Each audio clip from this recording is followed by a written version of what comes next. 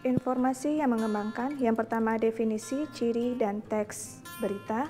Yang kedua unsur-unsur teks berita. Yang ketiga simpulan, tanggapan, dan penyampaian isi berita. Keempat, struktur dan kebahasaan teks berita. Dan yang terakhir, bagaimana kita cara menyusun dalam sebuah teks berita. Apa saja sih yang harus dipelajari tentang berita? Yang pertama itu kita harus mengerti tentang definisi, ciri, dan jenis teks berita. Di sini kita akan membahas tentang berita dan teks berita.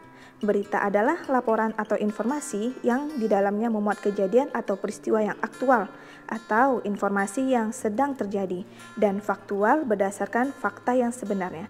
Sedangkan teks berita adalah teks yang melaporkan kejadian dan peristiwa atau informasi mengenai sesuatu yang telah sedang terjadi. Informasi tersebut memiliki sifat fakta atau aktual.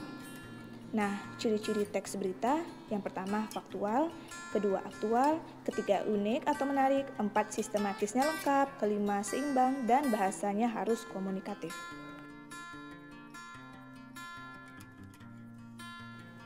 Lanjut kita masuk tentang jenis teks berita.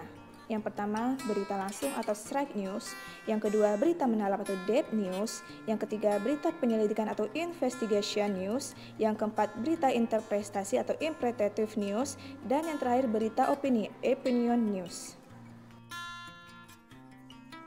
Nah, minggu kemarin sudah dijelaskan tentang unsur-unsur berita. Yang pertama, where, when, who, why, how, dan yang terakhir, what. Yang biasa disebut dengan adik Simba. A apa, di mana, K kapan, si siapa, M mengapa, dan ba bagaimana. Lanjut simpulan, tanggapan, dan penyampaian isi teks berita. Simpulan isi teks berita, simpulannya memuat unsur-unsur berita dengan lebih ringkas. Kemudian langkah-langkah di dalam simpulan berikut sebagai berikut. Mendengarkan atau membaca, mencatat unsur-unsur 5W1H atau adik Simba, kemudian membuat simpulan berdasarkan unsur-unsur berita tersebut. Nah, sedangkan tanggapan isi teks berita, tanggapannya berupa kritik, saran, dan sanggahan. Lanjut, aspek yang dapat ditanggapi sebagai berikut. Aspeknya berupa isi dan berupa bahasa atau kalimat dalam pilihan berita tersebut. Penyampaian isi berita. Cara penyampaiannya sebagai berikut. Memahami unsur-unsur berita, menceritakan berdasarkan kata-kata hasil kreativitas sendiri. Dan struktur kebahasaan teks berita.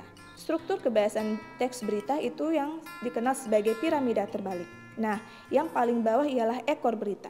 Kemudian tubuh berita, teras berita, dan yang paling atas ialah judul berita. Sedangkan kebahasaannya verba, bahasa yang bersifat baku dan kalimat langsung serta konjungsi. Lanjut penyusunan teks berita. Penyusunan teks berita itu yang pertama kita harus membuat langkah-langkah penyusunan, kemudian langkah-langkah penyunting, dan akhirnya kita bisa menciptakan sebuah teks berita.